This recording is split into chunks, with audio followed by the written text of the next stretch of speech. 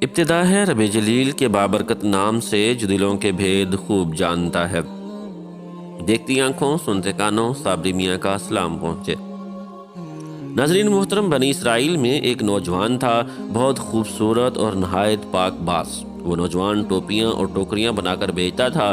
ایک دن بازار میں ٹوپیاں بیچتے بیچتے بادشاہ کے محل کی طرف نکل پڑا۔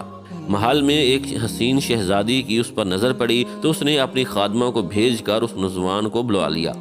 نوجوان سمجھا کہ شاید شہزادی صاحبہ نے کچھ خریدنا ہے۔ وہ خادمہ کے ساتھ محل میں داخل ہوا تو خادمہ دروازہ بند کر کے باہر سے چلی گئی۔ شہزادی برہنہ حالت میں سامنے آ گئی اور بولی، اے حسین نوجوان، میرے قریب آ اور میری خواہشیں پوری کرو۔ نوجوان نے کہا، کیا شہزادی، اس رب سے ڈر جو بڑا بے نیاز ہے۔ شہزادی نہ مانی اور دھمکی دینے لگ پڑی کہ اگر تو نے میری تسکین پوری نہ کی تو میں بادشاہ سلامت کے پاس شور مچاتی اسی حالت میں جاؤں گی اور کہوں گی کہ اس نوجوان نے میری عزت زبردستی لوٹنے کی کوشش کی ہے۔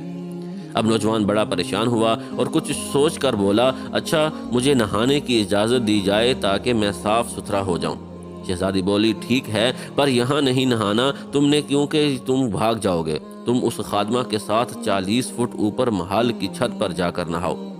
نوجوان مان گیا اور اوپر چلا گیا۔ وہاں جا کر جو اس نے دیکھا کہ اب کیا کروں تو اس کے ذہن میں اس کے سوا اور کوئی حل نہ آیا کہ 40 فٹ سے چھلانگ ہی لگا دی جائے۔ اس نے چھلانگ لگاتے وقت دعا پڑھی، اے اللہ پاک، مجھے تیری نافرمانی پر مجبور کیا جا رہا ہے اور میں اس برائی سے بچنا چاہتا ہوں۔ مجھے 40 فٹ نیچے چھلانگ لگا کر مر جانا تو منظور ہے، لیکن تیری نافرمانی نہیں۔ یہ کہہ کر نوجوان نے چھلانگ لگا دی۔ اسی وقت ایک فرشتے کو باری تعالیٰ سے حکم جاری ہوا کہ جاؤ اس نوجوان کو بچاؤ۔ فرشتے نے اس نوجوان کو اپنے پروں میں سما لیا اور آرام سے نیچے اتار دیا۔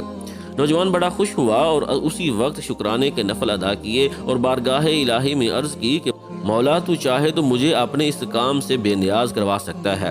اے رب، مجھے تو کچھ عنایت کر تاکہ میں آرام سے بیٹھ کر کھا بھی سکوں اور تیری عبادت بھی کر سکوں۔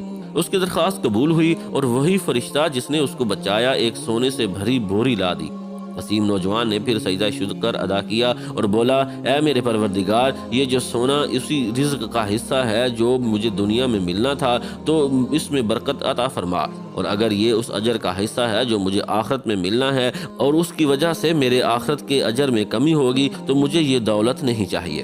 نوجوان کو ایک غائبانہ آواز آئی، یہ جو سونا تجھے عطا کیا گیا ہے اس صبر کا 17واں حصہ ہے جو تو نے اس گناہ سے بچنے کے لیے کیا۔